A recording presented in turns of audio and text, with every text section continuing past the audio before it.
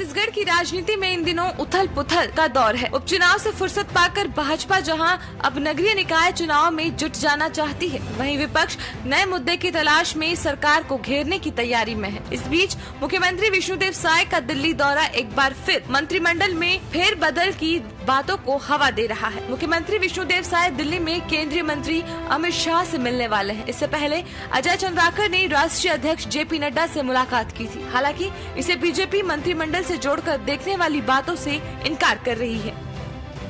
अब दिल्ली जा रहे हैं, माननीय गृह मंत्री जी से मुलाकात करेंगे। रात को उनसे मुलाकात का समय है और वो पधारने वाले हैं छत्तीसगढ़ 13-14 तारीख को। और हमारी पुलिस के लिए बड़ा सौभाग्य का विषय है कि उनको प्रेसिडेंट पुलिस कलर्स का अवार्ड हुआ है और उस समारोह में माननीय गृह मंत्री जी पधारने वाले हैं। और आने वाला 13 दिसंबर को हमारी सरकार 1 साल पूरे हो रहे हैं, तो उसमें भी एक समारोह का आयोजन होगा और उसमें विशेषकर उनको शामिल होने के लिए आमंत्रण देने जा रहे हैं। इधर कांग्रेस ने मौका लपकते हुए एक बार फिर मंत्रिमंडल में फेरबदल जैसी बातों पर सरकार से जवाब मांगा है। पूर्व मुख्यमंत्री भूपेश बघेल ने मंत्रिमंडल को लेकर भाजपा में खींचतान होने की बात कही है। अब ये है कि मंत्रिमंडल पहले तो एक पद खाली था, अब उसके बाद बृजमोहन अग्रवाल जी 6 महीने से इस्तीफा दे चुके हैं, वो पद खाली है। और बहुत सारे मंत्री हैं जिसके परफॉर्मेंस बहुत गड़बड़ है। वहीं अगर मुद्दे की जमावट की बात करें तो प्रदेश में कांग्रेस धान खरीदी केंद्रों का दौरा कर रही है और धान खरीदी का मुद्दा उठा रही है। इसके अलावा दिव्यांगजनों की प्रदेश में हुई बड़ी रैली भी कांग्रेस के लिए बैठे बैठे मुद्दा बन गई है। जबकि भाजपा एक बार फिर अपने हिंदुत्व के झंडे पर आगे बढ़ते हुए बांग्लादेश में हिंदुओं पर अत्याचार के मुद्दे को लेकर सड़कों पर है। ऐसे में अपने कोर मुद्दे के साथ बीजेपी कांग्रेस के सारे मुद्दों को दबाने की कोशिश में है। अब देखना ये है कि मुद्दों की हलचलों के बाद प्रदेश की राजनीति किस करवट लेती है। Bureau report TV 24।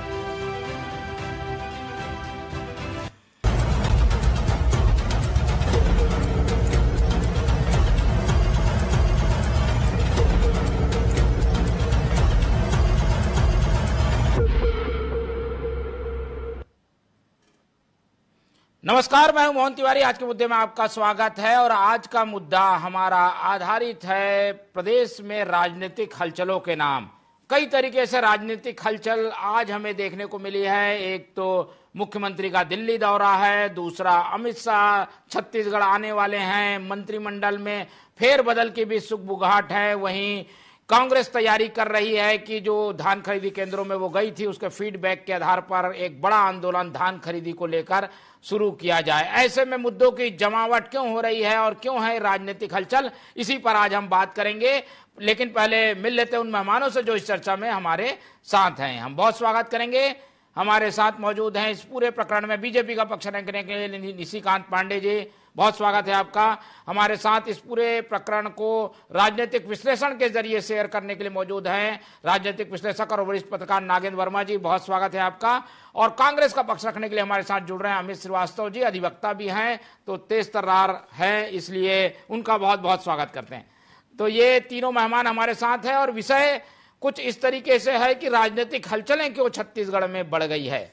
एक एक करके प्रतिक्रियाओं का दौर शुरू करते हैं कि क्या होने जा रहा है, कयासों में, अटकलों में, खबरों में जो चीजें चल रही हैं वो क्या सही होंगी। इन बातों की जानकारी के लिए पहले चलते हैं निशिकांत जी के पास। निशिकांत जी, 2-3 विषय है। एक तो मुद्दों की लड़ाई तो नीचे चल ही रही है, ऊपर दिल्ली में भी जाने के बाद गर्माहट राजनीति की बढ़ गई है। क्या देखा जाए, क्या समझा जाए, बीजेपी कुछ नया और बड़ा करने वाली है क्या? मोहन जी, आपको, बड़े भाई अमित श्रीवास्तव जी को, नागेंद्र जी को संध्या जोहार। देखिए, बड़ा करने वाली ऐसा कोई विषय नहीं है। ये रेगुलर जो मुलाकात होती है वो मुलाकात में उस संबंध में हम जा रहे हैं, मतलब माननीय मुख्यमंत्री जी दिल्ली जा रहे हैं और एक निमंत्रण है जो 13 तारीख को आ रहे हैं, तो उसमें एक हमारे सेना के पुलिस के जवानों को अवार्ड मिलने वाला है, उसके लिए निमंत्रण भी किया गया है। और 13 तारीख को जो हम जीत का 1 वर्ष मनाने जा रहे हैं, जो प्रदेश की जनता ने अनैतिक सरकार को उखाड़ के फेंक दिया और भारतीय जनता पार्टी के सुशासन की सरकार को पुनः स्थापित किया, उसका जश्न। और प्रदेश की जनता के बीच में हम जाएंगे कि हमने जो कार्य, जो वायदे मोदी जी की गारंटी के रूप में जनता के बीच दिया था विधानसभा के चुनाव के पूर्व, उसको डिलीवर किया। तो विधायक, माननीय सांसद और सारे नेतागण जनता के बीच जाके अपना रिपोर्ट कार्ड स्वयं प्रस्तुत करेंगे। ये बहुत अच्छी और बहुत अच्छा पहल है। विषय क्या है, जब कांग्रेस पार्टी जा रही है धान खरीदी केंद्रों में जा रही है, धान खरीदी में जो हमने वायदे किए थे 21 क्विंटल और 3100 रुपया क्विंटल देने का, आज देखिए स्थिति क्या है। लगभग 2,33,68,100 कुछ क्विंटल हमने धान खरीद लिए हैं। लगभग 5,422 करोड़ रुपया एज ऑन डेट, आज 4 तारीख की बात कर रहा हूं, 5,422 करोड़ रुपया किसानों को दिया जा चुका है। रही बात जो बांग्लादेश की आपने बात कही और जिसके लिए कल आंदोलन हुआ, वास्तव में यह बहुत चिंता करने का विषय है। आपके हिंदुओं के लिए बहुत चिंता करने का विषय इसलिए है कि पूर्व में ऐसी स्थिति, जो बांग्लादेश का पिक्चर आप देख रहे हैं, आपने इसको कश्मीर में देखा, बंगाल में देखा, केरल में देखा, आज बांग्लादेश का आप पिक्चर स्पष्ट रूप से देख पा रहे हैं। तो इसलिए ये एक आपके लिए आई ओपनर है कि किस प्रकार से डेमोग्राफी चेंज करके तुष्टीकरण की प्रकाष्ठा करते हुए भारत के डेमोग्राफी को चेंज किया गया और यहाँ पे तुष्टीकरण के नाम पे हिंदुओं को जातियों में बांट के उनका शोषण करने का प्रयास लगातार किया गया। तो ये चिंता का विषय है कि ये कैसे वहां हिंदुओं के मंदिर को जलाया जा रहा है, उनको मारा जा रहा है, महिलाओं के साथ बलात्कार हो रहा है, दुकानें लूटी जा रही है। ये घटना हमने 90 के दशक में कश्मीर में भी देखा है। तो क्या उसकी पुनरावृत्ति हो रही है? इसलिए हमने संकल्पित होकर बात को पूरे ताकत से उठाया है और ऐसी स्थिति निर्मित ना हो। इसीलिए हम लोग लगातार करते थे कि जब तक बटेंगे तब तक कटेंगे। कांग्रेस पार्टी इस पे बात करती थी कि ये कैसा बात कह रहे हैं। वास्तव में बांट के कांग्रेस पार्टी ने कई जगह हिंदुओं को अल्पसंख्यक बना दिया है। ये चिंता का विषय है, तो इसमें बात उठानी चाहिए। कहीं पे भी देश के, विश्व में किसी कोने पे अगर हिंदू समाज पे आक्रमण हो रहा है तो कौन आवाज उठाएगा? कांग्रेस पार्टी उठाएगी? नहीं। देखिए, हम लगातार बोलते हैं धर्मांतरण, लव जिहाद, ये मानते नहीं, स्वीकृति नहीं देते। ये हमारे समाज का हिस्सा बन चुका है और इस पाप से हमको बाहर निकलने की आवश्यकता है। भारतीय जनता पार्टी संकल्पित मन से इसके लिए कार्य कर रही है। चलिए, तो कुल मिलाकर क्या कुछ हो रहा है उस सब बातों को क्लियर कर दिया है निशिकांत जी ने। कांग्रेस की ओर चलते हैं और कांग्रेस को क्या लग रहा है, कुछ निकाय चुनाव के पहले उसे ऊर्जा मिल जाए, कुछ हतोत्साहित कार्यकर्ताओं को सक्रिय कर दिया जाए, चार्ज कर दिया जाए, इसलिए इन बातों को भी हवा दी जा रही है कि सरकार क्या करने वाली है या सरकार क्या कर रही है। अमित जी, इसी आशय से सारी चीजों को जोड़कर देखा जाए क्या? प्रवक्ता मेरे अनुज इन निशिकांत जी की बातों और क्या उन्होंने बहुत सारा प्रश्न भी किया सुशासन पे, हिंदुओं पे, सारा चीज मैं सिलेवार जवाब दूंगा मोहन जी। और मेरा आपसे एक ही निवेदन है, मेरा आपसे सब इन्हें निवेदन है कि मुझे कम से कम समय आप दें, जितना कम से कम निशिकांत भाई को आपने दिया है। जी, मैं पहले देना चाहता हूं, इनके सवालों का जवाब कुछ पंक्तियों में देना चाहता हूं कि दरिया का सारा नशा उतरता चला गया, दरिया का सारा नशा उतरता गया, मुझको डुबाया मैं और उभरता चला गया। दुनिया समझ में आई थोड़ी मगर देर से, दुनिया समझ में आई मगर थोड़ी देर से, कच्चा था रंग उतरता चला गया।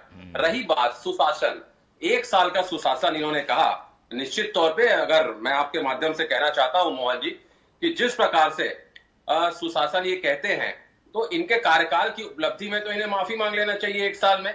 जिस प्रकार से बलौदा बाजार कांड हुआ, लोहारीडीह की घटना हुई, कवर्धा की घटना हुई, जिस प्रकार से लगातार अपराध की घटनाएं बढ़ते जा रही है छत्तीसगढ़ में, जिस प्रकार से नए नए प्रकृति के अपराध देखने को मिल रहा है, मुझे लगता है कि भाजपा के नेताओं को तत्काल माफी मांगनी चाहिए। और रही बात सियासत के गलियारों में आपके माध्यम से ये बात पता लगी कि मुख्यमंत्री जी जा रहे हैं तो शायद मंत्रिमंडल फेरबदल उसमें हो सकता है। तो मैं आपको बताना चाहता हूं कि 22 दिसंबर 2023 को मंत्री पद का शपथ ग्रहण हुआ था, जिसमें 2 उप मुख्यमंत्री और 1 मुख्यमंत्री जी ने शपथ लिया था। और उसके बाद 13 तारीख के और 22 तारीख के 12 मंत्री उसमें बने थे।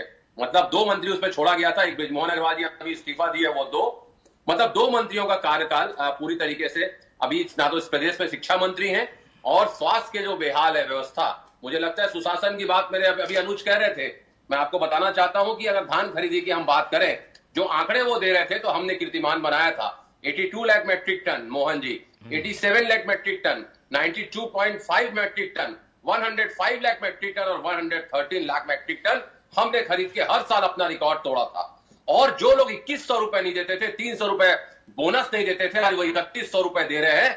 लेकिन अगर आप उनके अकाउंट में जाके चेक करेंगे तो 2300 रुपए से ज्यादा नहीं मिल रहा। आज हमारे अध्यक्ष जी ने भी ये आरोप लगाया है। और निश्चित, मोहन जी मेरी आवाज आ रही है? बिल्कुल आ रही है, जल्दी जल्दी अपनी बात पूरी करिए जी। जी बिल्कुल। इस प्रकार से आज हमारे दिव्यांग भाइयों को टिकरापारा के साहू भवन में हाउस अरेस्ट किया गया, वो दुखद पहलू है। अगर ये सुशासन है तो आपको बड़ा बड़ा ऐड देने की आवश्यकता पड़ रही है। हर पेपर में आपने ऐड दिया, ऐड हम भी देते थे, मैं उस पर गुरेज नहीं करूंगा। लेकिन मैं आपको बस कुछ पेपर मैंने रखे हैं कि आपके भर भर के एक पेज के आप ऐड आए हैं।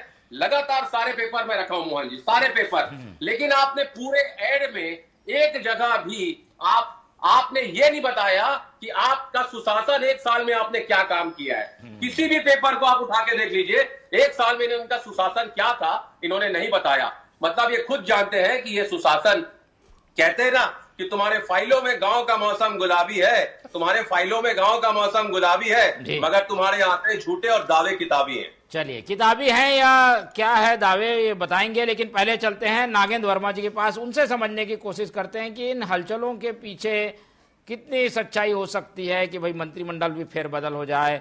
ये सारे मुद्दों की लड़ाई निकाय चुनाव के लिए है, ये भी कहा जा रहा है। कितनी सच्चाई लगती है इसमें? देखिए, आसन्न नगरीय निकाय चुनाव जो है वो सबसे महत्वपूर्ण है और मुझे लगता है कि ये तमाम जो हलचलें हैं वो सीधे सीधे इसी पे फोकस है। और दोनों ही राजनीतिक दल इसमें आम जनता के बीच अपने अपीयरेंस को बनाए रखने के लिए एक ऐसा माहौल क्रिएट हो रहा है। सरकार जहां कोशिश कर रही कि अपने 1 साल के कार्य के बारे में लोगों को बताएं, उन्होंने बेहतर काम किया है। हालांकि अभी कहा जा रहा था कि उसमें सिलसिलेवार वो सारी जानकारी नहीं आई है, लेकिन अगर हम प्रथम दृष्टिया देखें तो चुनावी घोषणा पत्र में जो बात कही थी तो उसमें महत्वपूर्ण मुद्दे यही थे कि बहुत सारी मांगे उठी थी, जैसे पीएससी घोटाला की जांच होनी चाहिए, बहुत सारे ऐसे भ्रष्टाचार के भी मामले थे, बहुत सारे ऐसे प्रकरण थे जिस पे सरकार काम करने की अपनी इच्छा शक्ति दिखा रही थी। पिछले सरकार को उन्होंने कई मुद्दों पे कटघरे में रखा था, तो उन सब को लेके जिस तरीके से इन बीच में जो काम हुआ वो हालांकि ठीक है, प्रतिपक्ष उसको कटघरे में रखता है उन सारे मुद्दों को और वो जायज नहीं ठहराता, लेकिन कहीं ना कहीं से वो सारी चीज़ें दिखती रहीं, खबरों की सुर्खियां बनी, आम जनमानस की भी चर्चा का विषय रहा। और ये इसको आप उपलब्धि भी कह सकते हैं या सरकार की एक क्रियाशीलता, गतिशीलता भी कह सकते हैं कि वो काम हो रहे हैं। तो उस लिहाज से आप सरकार के कामकाज का एक खाका जो है वो खींचने का प्रयास है। दूसरी चीज, ऐसे बहुत महत्वपूर्ण अवसर आए जिसमें प्रतिपक्ष जो है वो कोशिश करता है कि अपने आप को दिखाए। जैसे कि अभी प्रदेश सरकार धान की खरीदी कर रही है। पिछली सरकार जो थी उसका एक चेहरा बना था कि वो कृषकों की हितैषी है, ग्रामीण अर्थव्यवस्था को सुदृढ़ करने की पक्षधर है। उसमें बहुत सारा काम हुआ भी था, इसमें कोई शक नहीं है। पर उस चीज को लेके आज प्रतिपक्ष जो है वो अपनी संजीदगी को फिर से दिखा रहा है और उन्हीं के बीच फिर जा रहा है कि अगर उनको ऐसा लगता है कि नई सरकार उनकी उम्मीदों पे खरी नहीं उतर रही है तो वो अपनी बातों को कांग्रेस तक बोल सकती है और कांग्रेस फिर उसे फोरम पे लाएगी, उसको सरकार को इन विषयों पे घेरेगी ताकि वो ट्रैक पे काम कर सके। तो ये सारी चीजें महत्वपूर्ण है। इसके अलावा मंत्रिमंडल को क्या लगता है आपको, क्या संभव है अभी? देखिए, मुझे लगता है कि जिस तरीके से दबाव है सरकार, ऐसे बहुत सारे हो गया है, हाँ 1 साल भी हो गया है, बहुत सारे लोग इसमें उम्मीद लगा के रखे हैं। बहुत सारे ऐसे विधायक जो हैं वो उनकी भी एक सुगबुगाहट दिखती है, उनका इंटरेस्ट दिखता है कि वो मंत्रिमंडल में अपना स्थान बनाए और अपना कुछ करके दिखाने की जो एक इच्छा शक्ति, और जनता भी चाहती है कि उनके क्षेत्र का विधायक जो है वो आए।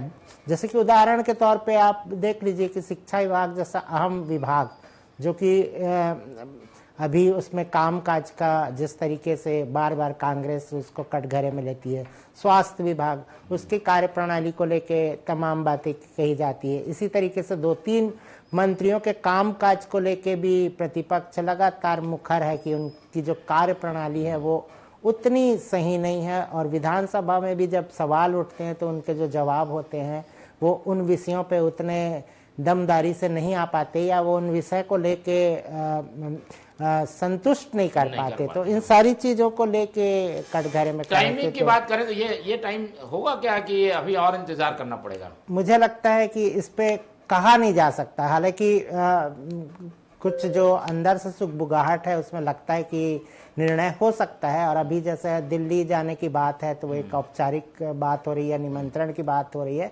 लेकिन ऐसे गंभीर विषयों पर भी वहाँ मंथन हो सकता है। बिल्कुल, आमंत्रण के बहाने जरूर कोई ना कोई बात होगी, केवल आमंत्रण की बात नहीं होगी, और अमित शाह अगर समय दे रहे हैं तो वो सारी बात करेंगे। पांडे जी की ओर चलते। पांडे जी, दावे किताबी हैं, मौसम गुलाबी है, ये सारी बातें आप लोगों को झेलनी पड़ेंगी। अब ये चुनावी है, ये वर्ष चुनावी है। नहीं मोहन जी, देखिए ये हमारे अग्रज का फेवरेट डायलॉग है, गुलाबी और किताबी। गुलाबी तो मुझे याद है कि प्रियंका गांधी जी के पैरों के नीचे फैलाया गया था, वही उनको याद होगा। लेकिन जो ये सुशासन की बात कर रहे थे हमारे बड़े भाई, महतारी वंदन हम दे रहे हैं लगातार 10वें महीने। याद होगा आपको मोहन जी कि जैसे ही लोकसभा खत्म होगा भारतीय जनता पार्टी महतारी वंदन का पैसा देना बंद कर दी। ये कांग्रेस पार्टी चिल्ला चिल्ला के वोट लेती। पीएम आवास, धान खरीदी, पीएससी में सीबीआई जांच, पुराना बकाया बोनस, 5500 रुपए के हिसाब से तेंदुपत्ता का प्रतिमानक, नक्सल मुक्त छत्तीसगढ़ की कल्पना की तरफ हम आगे बढ़ रहे हैं। आप देखिए न भूतों न भविष्य, जिस प्रकार से उनपे कार्रवाई की जा रही जिस तेजी से, और वहां पे भी कांग्रेस पार्टी कैसा बात करती है, सुरक्षा बलों के द्वारा आम आदमियों को मारा जा रहा है, ऐसा बयान बुझे हुए दीपक साहब ने दिया था। भ्रष्टाचार मुक्त छत्तीसगढ़ की कल्पना जो है हमने साकार की। 1 साल का हमारा कालखंड है, 1 रुपए का आरोप हमारे विपक्षी भी नहीं लगाते। और धन्यवाद हमारे अग्रज जो आपने स्वीकृति दी कि 3100 रुपए का हम पैसा दे रहे हैं। यही जो कहा सो किया वाला बात है। आपके लिए हमारे बड़े भाई, न तुम मिले न मयस्सर तुम्हारी दीद हुई, अब तुम ही कहो ये मुहर्रम हुई कि ईद हुई। और रही बात आपने अपराध की बात कही, अपराध में हाथ रख दीजिए। रही बात आपने अपराध की बात कही, मोहन जी कल्पना कीजिए कि किसी पार्टी का नेता प्रदेश को आग के झोंकने में जेल में बंद हो, और जेल में बंद होते ही उसको राष्ट्रीय पद से नवाजा जाए। ये है संस्कृति। आप सोचिए, तो आरोप है, नहीं आरोप है, आप सही गलत बोल सकते हैं। ये आपके यहाँ भी हुआ है, आपके यहाँ तो केंद्रीय गृह मंत्री किस प्रकार कांग्रेसी ने सूरजपुर में घटना को अंजाम दिया, ये कांग्रेसी था।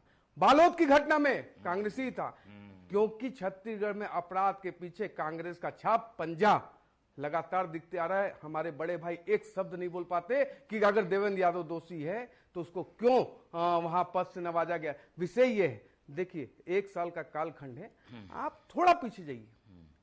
आपने कहा 2100 रुपया देंगे, 2500 रुपया देंगे, 4 मुश्त में दिया। जब 1 मुश्त में हम किसान को दे रहे हैं, किसान तकलीफ में आ रहा है। 4 मुश्त में दे रहे थे, किसान एकदम बिल्कुल समृद्ध हो रहा था। कैसे, मतलब तुलनात्मक अध्ययन भी तो करना पड़ेगा। प्रदेश को भ्रष्टाचार के आकंड में झोंकने वाली कांग्रेस पार्टी प्रदेश को आर्थिक आपातकाल में डालने का काम किया था। वो तो आदरणीय विष्णुदेव साय की सरकार है, जो विकास एक तरफ चल रहा है, नक्सली मुक्त छत्तीसगढ़ एक तरफ चल रहा है, हमारे वायदे की डिलीवरी एक तरफ चल रही है। तो ये तो काम होता है प्रदेश की जनता इसी के लिए आपको चुनती है। एक अदना सा सड़क का निर्माण नहीं किया। आप विकलांगों की बात कर रहे थे कि वो आंदोलन कर रहे हैं। प्रदेश के युवा आपके कालखंड में निर्वस्त हो गया, ऐसा विषय छत्तीसगढ़ के लिए कभी नहीं आया था। काला अध्याय था वो दिन, लेकिन तब भी हमारे बड़े भाई ने एक चिंता व्यक्त नहीं की थी। विषय ये है कि भारतीय जनता पार्टी की सरकार विष्णुदेव साय जी के नेतृत्व में साए काम कर रही है, और कांग्रेस पार्टी आए बाएं बयान दे रही है। चलिए, आए बाएं बयान है कि क्या बयान है, श्रीवास्तव जी समझ रहे। श्रीवास्तव जी, ईद और मुहर्रम दोनों बातों को आपकी तरफ इन्होंने फेंक दिया है, गेंद आपके पाले में है, जवाब भी कुछ उसी अंदाज में आना चाहिए। जी निश्चित तौर पे मैं कहना चाहता हूं कि आपको गांठें खोलना नहीं आता, और मस्करी के सिवाय आप भाजपाइयों को कुछ बोलना नहीं आता। रही बात आपने शासन की बात कही थी, आपने साए सरकार कही, लेकिन आपने ठीक कहा, तो दूसरा वर्ड आपने कहा वो जनता का वर्ड है। ये साए नहीं, यहाँ बाएं सरकार है। और रही बात, मैं आपको बता दूं मोहन जी, आप एक विषय छूट गया था, बांग्लादेश में हिंदुओं पे जो अत्याचार हो रहा है। तो मुझे पता क्यों नहीं बोलते आज है, मैं आपको बता रहा हूं, ये देखिए मैं निकाल के रखा हूं, मैंने कई बार ट्वीट किए है, लगातार उसके स्क्रीनशॉट मैंने रखा है और मैं पढ़ देता हूं अगर आपका आदेश हो तो।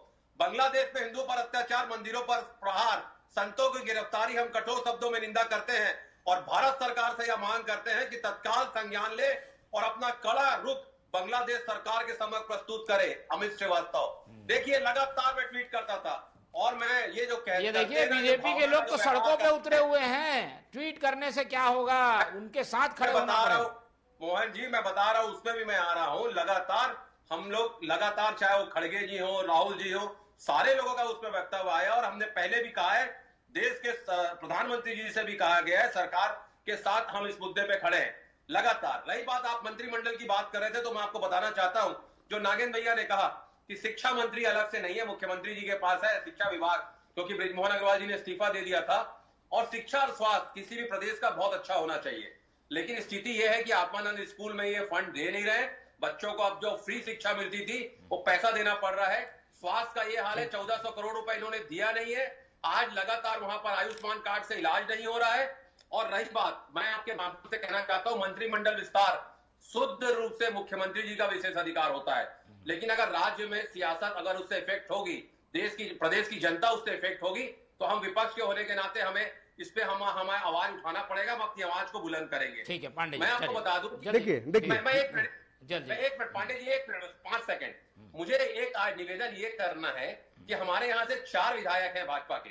मुझे लगता है कि कम से कम, ये मेरा व्यक्तिगत और मेरा ये सोचना है कि चूंकि राजधानी से अगर मंत्री नहीं होते तो लोग बाहर से जो आते हैं उनको इफेक्ट होता है, क्योंकि जो बाहर के मंत्री होते हैं वो फ्राइडे सैटरडे को अपने क्षेत्रों में चले जाते हैं। तो 4 विधायक हैं, तो कम से कम 2 लोगों को यहां से मंत्री जरूर बनाना चाहिए। ठीक है, चलिए ये सलाह भी अच्छी दे दी है इन्होंने। धन्यवाद अमित श्रीवास्तव जी।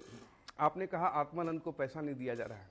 मोहन जी, आपको मालूम है पहली बार कोई स्कूल ऐसा संचालित हुआ जिसका बजट का एलोकेशन बजट में नहीं था। मतलब मैं अचंभित हूं और चिंतित हूं कि किस प्रकार से सरकार शिक्षा के प्रति इतना वो थी। नहीं, पर संचालित तो हो रहा था। संचालित नहीं, वही बोल रहा हूं कि डीएमएफ में पैसे का दुरुपयोग करके और 40% 45% का इनकम करने के लिए ये योजना आत्मानंद जी को बदनाम करने के लिए लाई गई। आप देखिए, आत्मानंद में रहने वाली कांग्रेस की सरकार आज पीएम श्री का वो करती है विरोध। पीएम श्री छत्तीसगढ़ में कितने मिले? विषय यह है कि आपसे मैं पूछ दूं अगर गलती से, अमित श्रीवास्तव जी के प्रदेश में कितने स्कूल हैं, माध्यमिक और उच्चतर स्कूल कितने हैं? आप बता नहीं पाएंगे। 52,400 समथिंग। नहीं सुनिए, मैं आपके बीच में नहीं बोला। 52,400 सुनिए तो पहले, मैं बता रहा हूँ शिक्षा के बारे में मैं आपसे ज्यादा बेहतर बता सकता हूँ अनुभव के आधार पे। 52,400 स्कूल है, आप 700 स्कूल खोले, एक स्कूल का नींव नहीं खोदे। मैं यही बात बोल रहा हूं अमित श्रीवास्तव जी। आप है, अगर वो पुराने स्कूलों को उन्नत किए तो गलत। 10 सेकेंड देखिए, अमित श्रीवास्तव जी हिंदुत्व को मानते हैं, स्वीकारते हैं, उस पर चलते हैं, इससे कोई दिक्कत नहीं, वो हमारे बड़े भाई हैं। मैं उनको व्यक्तिगत तौर पे आता हूं। कांग्रेस पार्टी की बात करो, ये तुष्टीकरण की प्रकाष्ठा है, कश्मीर से लेकर केरल तक और बंगाल तक। किसके समय में डेमोग्राफी चेंज हुआ इसकी चिंता आपके माथे की लकीर नहीं बताती, लेकिन वास्तव में देश में जहां भी अल्पसंख्यक हिंदू हुआ उसके पीछे कारण, एकमात्र कारण कांग्रेस पार्टी थी। रही बात मंत्रिमंडल की, अवश्य होगी, शीघ्र होगी, जल्दी होगी, लेकिन जो कांग्रेस पार्टी कह रही है कि 2 मंत्री रायपुर से देने चाहिए, आपका भी कांग्रेस पार्टी नहीं कह रही है, मेरा व्यक्तिगत विचार है। अच्छा, आप कांग्रेस पार्टी के प्रवक्ता के रूप में आपने कहा ये बात। देखिए, ये वास्तव में पार्टी तय करेगी बहुत शीघ्र ही, लेकिन शिक्षा मंत्री नहीं है, आप ऐसा नहीं कर सकते। शिक्षा मंत्री अभी माननीय मुख्यमंत्री जी के पास शिक्षा मंत्री कहा, मुख्यमंत्री 10 सेकेंड देखिए, गैरों पे करम अपनों पे सितम, ए जाने वफा ये जुल्म न कर। प्रदेश को मतलब जिस तरह से आपने विनाश का कालखंड लिखा 5 साल, इस कारण 71 की सीट वाली कांग्रेस पार्टी आधे पे बैठ गई। उसका कारण आप लोगों को मंथन करना चाहिए, इंट्रोस्पेक्ट करना चाहिए। आदरणीय 10 सेकेंड आदरणीय धनेन्द्र साहू जी ने कल कहा कि ये जनता का जनादेश नहीं है, ये ईवीएम की जीत है। मैं तो सोचता हूं कि गलती से ये सीट 68 सीट अगर हमारी हो जाती तो कांग्रेस पार्टी सड़कों पे नागिन डांस कर रही होती। क्योंकि वही मैंडेट आपको मिला था और आपने कहा था कि ये जनादेश है। जनता के जनादेश को अस्वीकार करके आप जनता पे तोहमत लगाते हैं। आपको निकल के बाहर आना होगा। विनाश के कालखंड को जो आपने लिखा था अमित श्रीवास्तव जी, जनता ने उसका आदेश दिया है। जब युवाओं को निर्वस्त्र करेंगे, महिलाओं का बाल मुंडन कराएंगे, प्रदेश में भ्रष्टाचार करेंगे, तो प्रदेश की जनता ऐसा ही इतिहास लिखती है। और प्रदेश की जनता पे भरोसा रखिए, वो उनकी मानसिकता पे भरोसा रखिए। आप उन पे दोषारोपण नहीं कर सकते। चलिए श्रीवास्तव, तो जल्दी जवाब देना है तो फिर उसका वर्मा जी की लगातार भ्रष्टाचार की वो बात कर रहे थे, तो मैं कहना चाहता हूँ यहाँ तहजीब बिकती है, यहाँ फरमान बिकते हैं। जरा दाम तो बोलो, यहाँ ईमान बिकते हैं। अच्छा, 40% पे काम हो रहा है, 40%। कांग्रेस पार्टी, ठीक। चलिए, ये तो आपकी स्वीकृति, धन्यवाद, आपकी स्वीकृति है। आप लोगों के ये आरोप प्रत्यारोप संवादों में दिख रहे हैं। हम चलते हैं नागेंद्र वर्मा जी के पास और दोनों पक्षों को सुनने के बाद वर्मा जी की एक टिप्पणी ले लेते हैं। क्या होने जा रहा है, राजनीति की दिशा क्या दिखती है वर्मा जी? देखिए, अभी जो सीधे हम उसी पे चलते कि नगरीय निकाय चुनाव है, इसमें जनता जो है वो आकलन करेगी सरकार के कामकाज का और प्रतिपक्ष के भी कामकाज का, कि प्रतिपक्ष ने अपनी जिम्मेदारी किस तरीके से निभाई है, वो किस तरीके से जनता के साथ, अब एक बार तो वो मात खा चुकी है तो वो कैसे जुड़ रही है, ये मायने रखता है। क्योंकि समस्याएं ऐसी नहीं कि कम हो रही हों। जैसे अभी बात हो रही थी तो शिक्षा विभाग के ही एक विसंगति की ओर आपका ध्यान आकर्षित कर रहा हूं। अभी एक पूरे प्रदेश में एक नया सिस्टम लागू किया गया है शिक्षकों के लिए, ऑनलाइन लीव एप्लीकेशन का। इसमें तमाम दिक्कतें हैं। अगर आप इसको ग्राउंड लेवल पे जाइए तो आपको पता चलेगा कि इसमें कितनी तकनीकी प्रॉब्लम्स आ रही हैं। तो इस तरीके की बहुत सारी चीजें हैं जिसमें शिक्षा विभाग जो एक नया नवाचार कर रहा है कह लीजिए, या बिल्कुल गैर जिम्मेदाराना तरीके से बहुत सारे निर्णय हो रहे हैं, तो वो उसमें ऐसा लगता है कि शिक्षा मंत्री एक होना जरूरी है। ठीक है, और इसीलिए जल्दी फैसला लेना चाहिए। पांडे जी, जल्दी समय कम है। देखो, निर्णय बहुत अच्छा है, लेकिन इसमें सुदूर वनांचल को वो रिलीफ और रिबेट दिया गया है। देखिए, सुदूर वनांचल जहां पे व्यवस्था नहीं होगी, जहां पे व्यवस्था है, ये बहुत अच्छा है कि आप ऑनलाइन एप्लीकेशन दे दीजिए। क्या हो रहा है आपको मैं बताता हूं मोहन जी, 6 महीना शिक्षक आ ही नहीं रहे स्कूल में, उनका सैलरी बन रहा है। शिक्षक प्रदेश के युवाओं को, प्रदेश के बच्चों को, छात्र छात्राओं के भविष्य को गढ़ने का काम करता है। अगर वो ऐसे गायब है तो कार्रवाई तो करनी पड़ेगी। और आपको देखो, मतलब इंटरनेट का जमाना है, आपको इससे जुड़ के अगर जो सुविधा मिल सकती है लेनी चाहिए। अगर हो रही है, इसमें कोई किंतु परंतु नहीं है। जहां दूरांचल वनांचल में ये दिक्कत होगी वो उसके लिए रिबेट। चलिए, तो आज हमारा विषय जो राजनीतिक हलचलों पे था, वो लग रहा है कि हलचल धीरे धीरे सुगबुगाहट में बदलेगी और कल के बाद तस्वीर और साफ होगी, तो हम एक बार और चर्चा करेंगे। फिलहाल आज के समय कि यही समाप्ति होती है, इसलिए चर्चा को देते हैं विराम। हमारे साथ निशिकांत पांडे जी जुड़े, उनका बहुत धन्यवाद। नागेंद्र वर्मा जी ने समय दिया, उनका धन्यवाद। और अमित श्रीवास्तव जी हमारे साथ बने रहे, उनका बहुत बहुत धन्यवाद। तो तीनों मेहमानों को धन्यवाद करते हुए आज की ये चर्चा ही खत्म करते हैं और आप लोग से रखते हैं उम्मीद कि आप लोग देखते रहेंगे TV24। रखिए अपना बहुत ख्याल। नमस्कार।